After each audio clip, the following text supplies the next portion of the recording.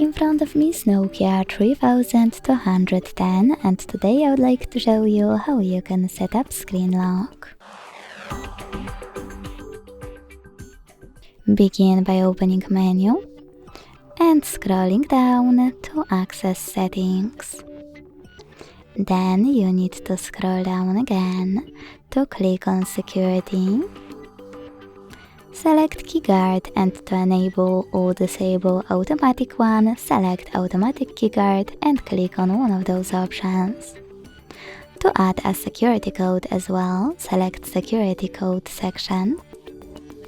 Then create it and hit OK. Repeat it to confirm it. And now it's enabled. To disable it, click on security code again and enter it to switch it off. Thanks so much for watching. If you enjoyed this video, leave a like, comment and subscribe. Bye!